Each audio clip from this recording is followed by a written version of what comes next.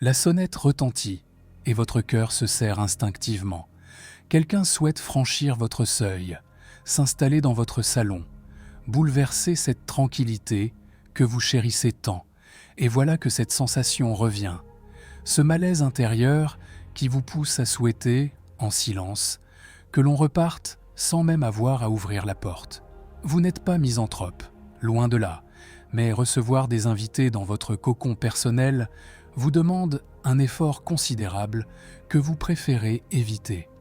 Si ces mots résonnent en vous, respirez profondément car nous allons explorer ensemble un territoire psychologique fascinant que peu osent avouer ouvertement. Selon Carl Jung, ce père de la psychologie analytique qui a révolutionné notre compréhension de l'âme humaine, votre réticence à recevoir pourrait révéler quelque chose de bien plus profond que de la simple impolitesse.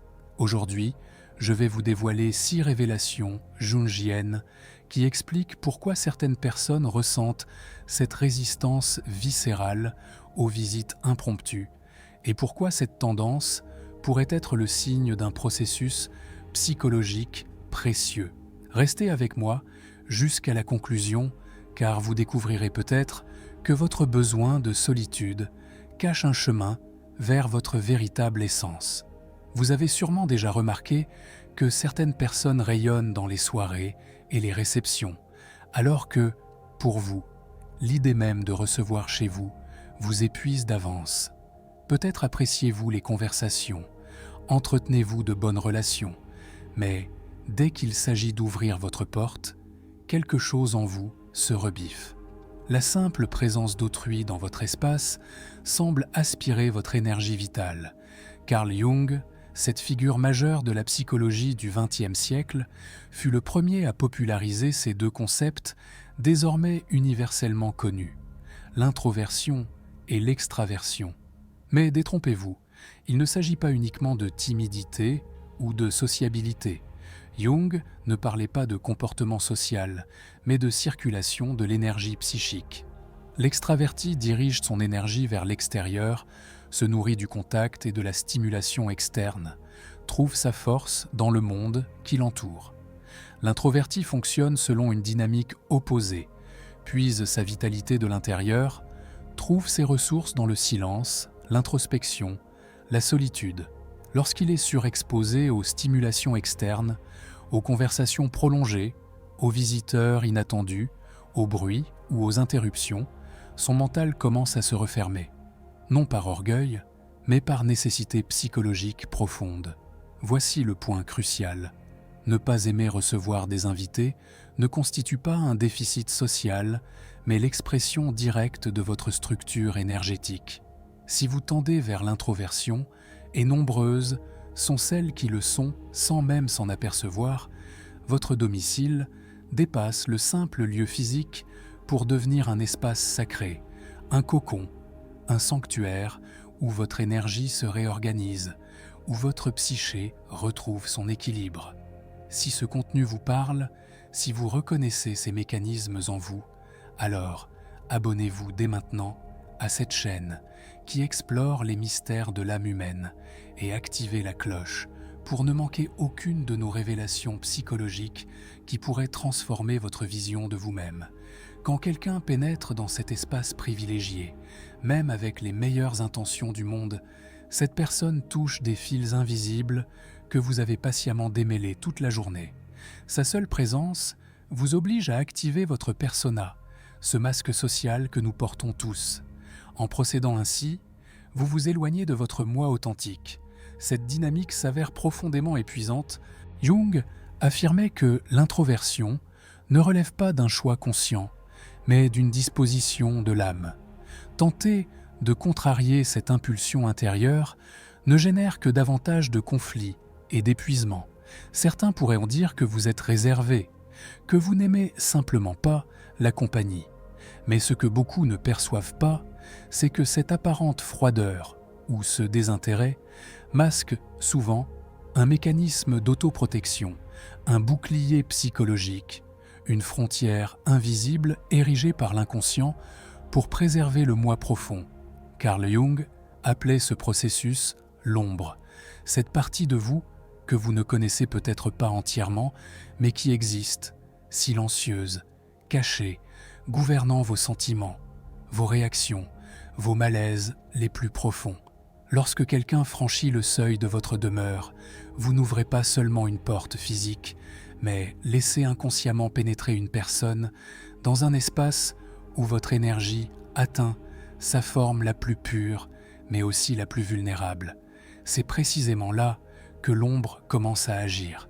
L'ombre contient tout ce que vous avez refoulé pour diverses raisons, les aspects de votre personnalité que vous avez dû dissimuler, les peurs anciennes, les souvenirs non résolus, les blessures non exprimées. Imaginez cette scène. Quelqu'un sonne à votre porte, vous vous installez ensemble, engagez la conversation, et au lieu de vous détendre, un malaise s'installe en vous. Une gêne étrange monte, parfois inexplicable.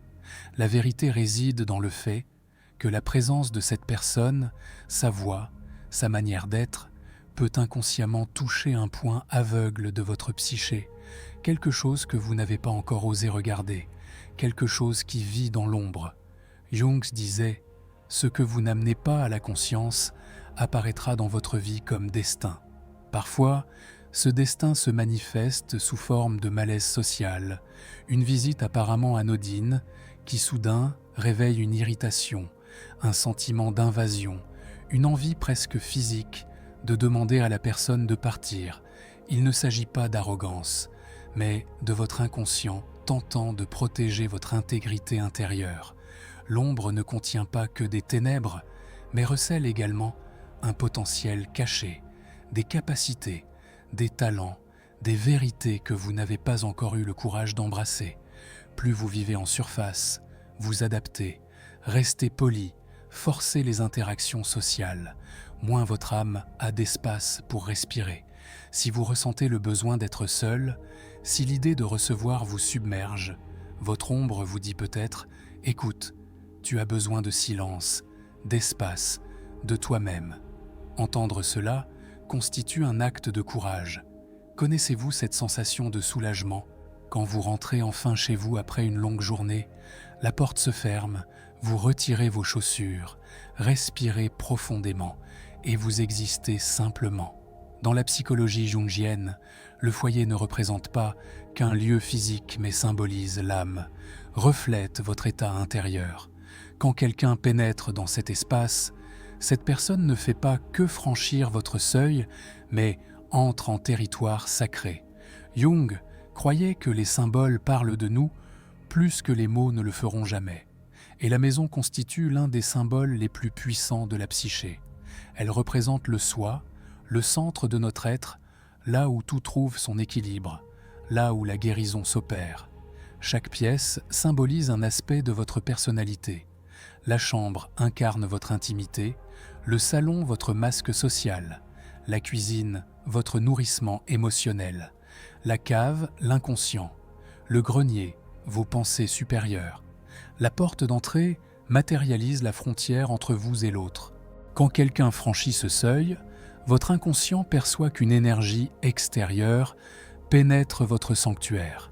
Il ne s'agit pas seulement d'une présence physique, mais d'une énergie étrangère chargée de pensées, d'histoires, de tensions. Si vous êtes une personne sensible, introvertie, ou si vous cheminez sur la voie de l'individuation, ce processus de devenir votre vrai moi, cette intrusion peut s'avérer extrêmement épuisante. Avez-vous déjà arboré un sourire poli alors qu'au fond vous souhaitiez simplement rester silencieuse, préparer un café, engager une conversation légère, jouer la carte de l'amabilité tout en pensant secrètement « Quand cette visite va-t-elle se terminer ?» Cela paraît dur, n'est-ce pas? Vous vous sentez ingrate, insensible.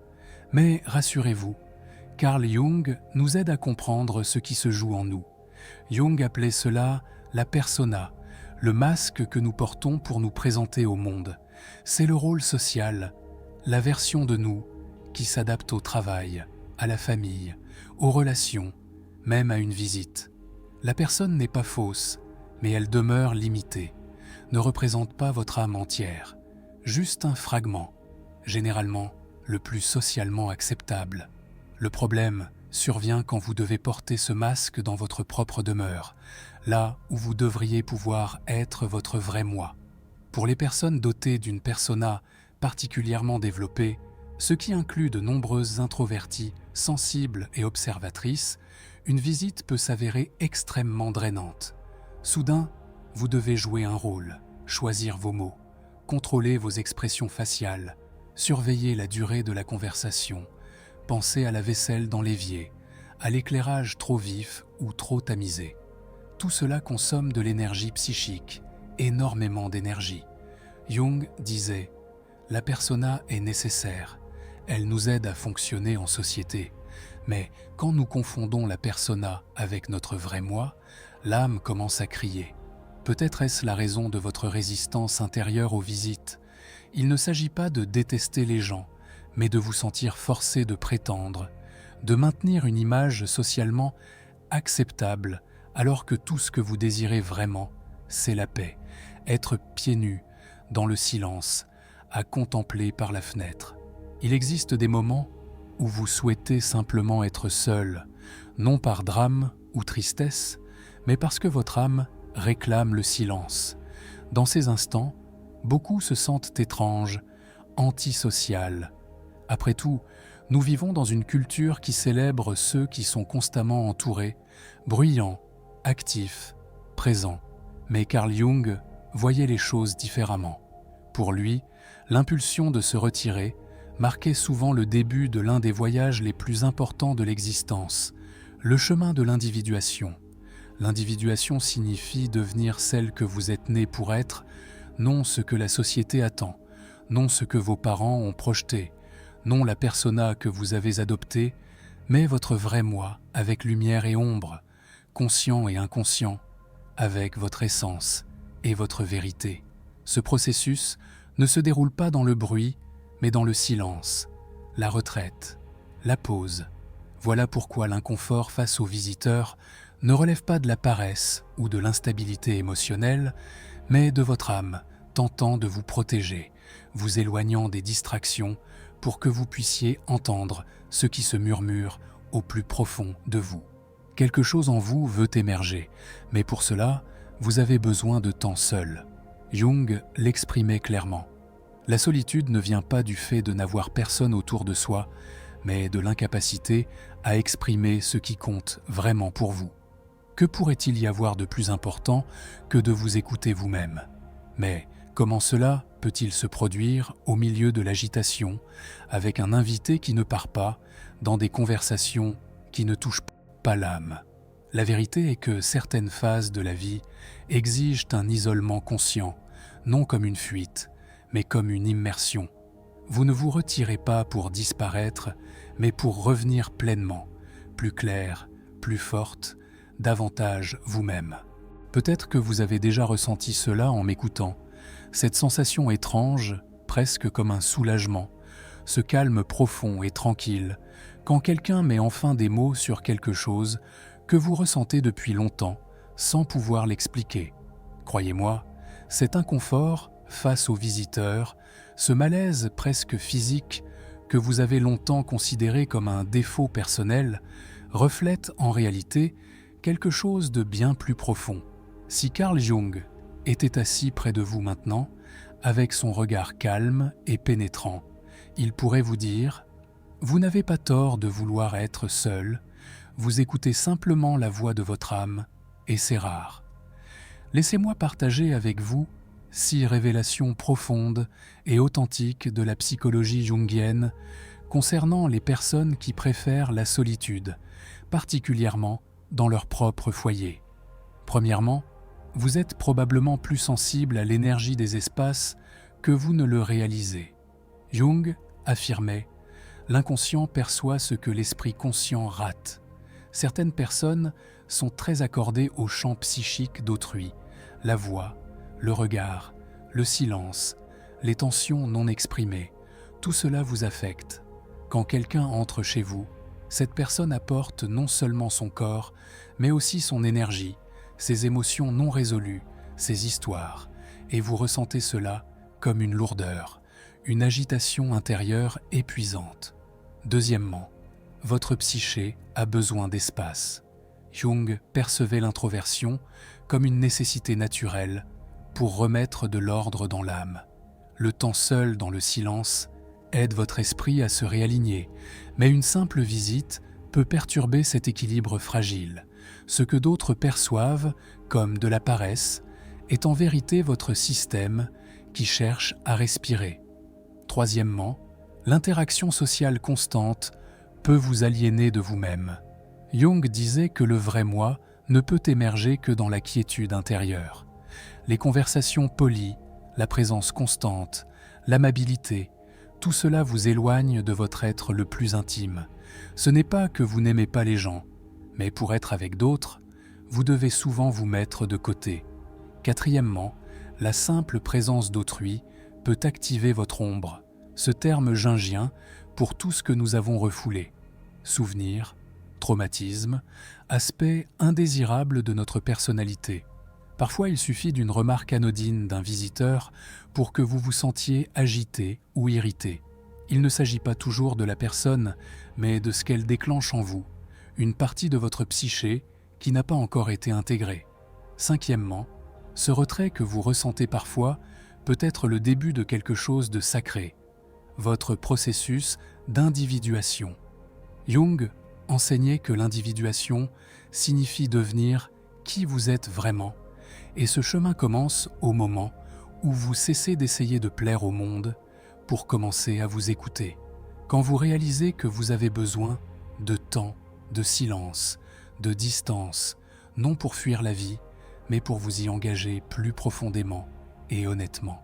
Sixièmement, vous apprenez enfin à vous écouter, à dire non sans culpabilité, à fermer la porte sans mauvaise conscience, à respecter vos limites sans vous sentir impoli, parce que chaque fois que vous êtes aimable, sans en avoir envie, chaque sourire, chaque geste que vous donnez, sans avoir l'énergie pour le soutenir, vous vous abandonnez pour entrer dans le monde de quelqu'un d'autre. Vous avez réalisé que vous ne pouvez plus vivre ainsi. Il est temps d'honorer votre âme. Imaginez un vieil homme à la longue barbe blanche, tenant une lanterne à la main, marchant seul dans la nuit sombre, sur un sentier tranquille.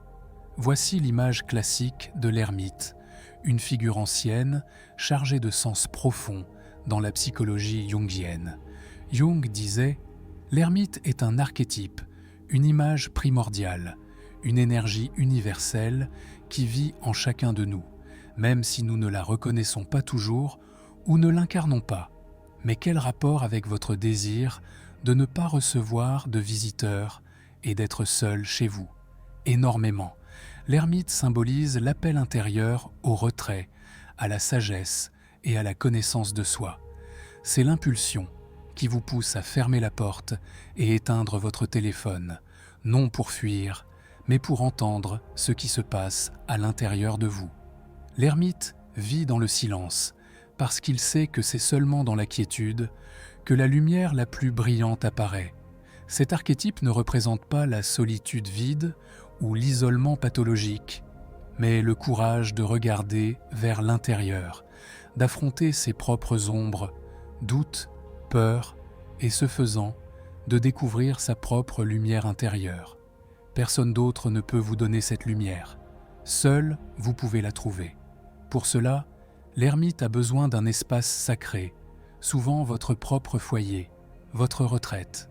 Si vous ressentez ce désir presque irrésistible de ne pas héberger d'invités, de demeurer dans la tranquillité, c'est peut-être votre ermite intérieur qui appelle. Il vous demande de ralentir, de ne pas vous perdre dans le bruit du monde extérieur, mais de vous reconnecter à votre être essentiel. Jung croyait que répondre à cet appel était essentiel à la santé mentale et émotionnelle. Suivre le chemin de l'ermite constitue aussi un acte de résistance contre le rythme frénétique du monde, contre les relations superficielles, contre la pression constante d'être disponible et social. C'est un acte d'amour de soi, de soin de l'âme. La prochaine fois que quelqu'un vous demande pourquoi vous préférez être seul ou ne voulez pas de visiteurs, souvenez-vous de l'ermite en vous. Il se tient là avec sa lanterne, vous montrant que la vraie lumière naît seulement après que vous ayez pénétré votre propre obscurité, et il est complètement acceptable d'avoir besoin de silence pour vous retrouver. Avez-vous déjà remarqué combien la solitude profonde peut être puissante quand elle est embrassée? Il ne s'agit pas seulement d'être seul, mais de ce que vous faites de cette solitude. Pour Jung, l'ermite n'était pas une figure triste, pas un échec social, mais un gardien de la sagesse intérieure. Quand vous suivez l'appel de l'ermite, votre solitude commence à se transformer en voyage de croissance. Dans cet espace, vous trouvez des réponses que le bruit du monde a noyées.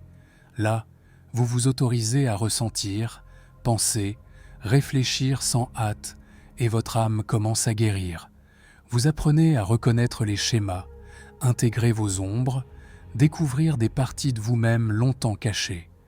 Plus que cela, vous commencez à développer une force tranquille et une confiance intérieure qui ne dépend pas de la validation externe. Pour beaucoup, ce chemin s'avère difficile, parce que le monde extérieur célèbre l'action constante, le réseautage, l'activité sociale. Mais l'ermite nous rappelle que pour être vraiment là pour le monde, vous devez d'abord être là pour vous-même. C'est la sagesse de la solitude.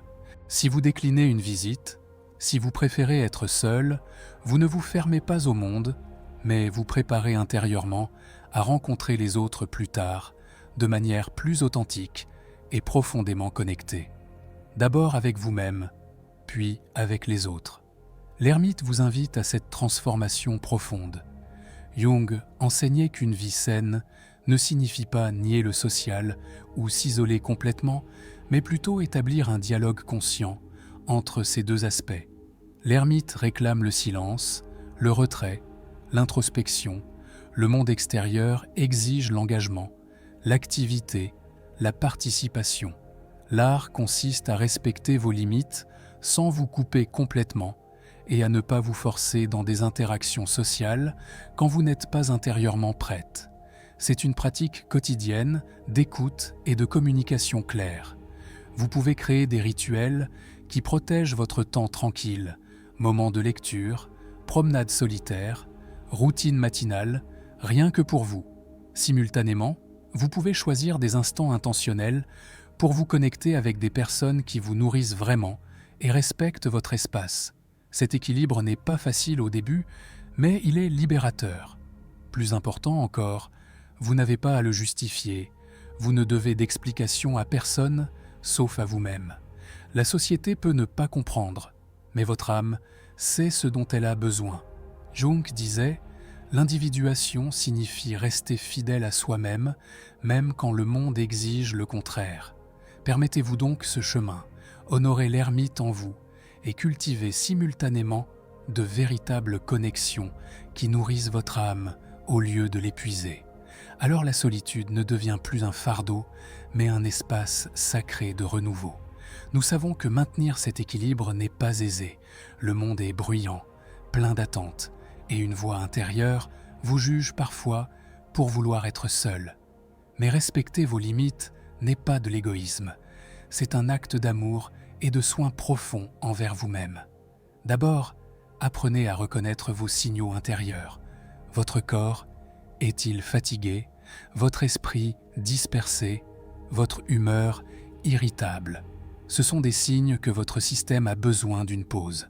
Quand vous le remarquez, autorisez-vous à ralentir, même si cela signifie annuler des plans ou éteindre votre téléphone. Ensuite, communiquez clairement. Vous n'avez pas à tout justifier ou expliquer. Un simple « je reste chez moi aujourd'hui, j'ai besoin de temps pour moi » suffit. Les personnes qui vous aiment comprendront, et celles qui ne le font pas, c'est une autre histoire. Troisièmement, créez un espace sacré, un coin douillet dans votre maison, un endroit favori dans le parc, une routine matinale juste pour vous. Là, vous vous connectez à votre être le plus intime. Là, votre ermite intérieur se sent en sécurité. Enfin, soyez douce avec vous-même. N'attendez pas de toujours fonctionner ou d'être socialement présente en permanence. Vous avez le droit de simplement être avec vous-même. Honorer votre soif de solitude signifie honorer votre âme. C'est le chemin vers la complétude, exactement comme Carl Jung l'enseignait. Peut-être maintenant, à la fin de ce voyage, sentez-vous que quelque chose a été touché en vous, quelque chose de profond et vrai. C'est la grande beauté de l'œuvre de Jung, l'unicité de chaque âme. Il n'y a pas de bonne ou mauvaise façon d'être, il y a seulement votre façon. Si votre façon consiste à rester chez vous, loin des visiteurs et du bruit, cela ne vous rend pas étrange ou moins aimable.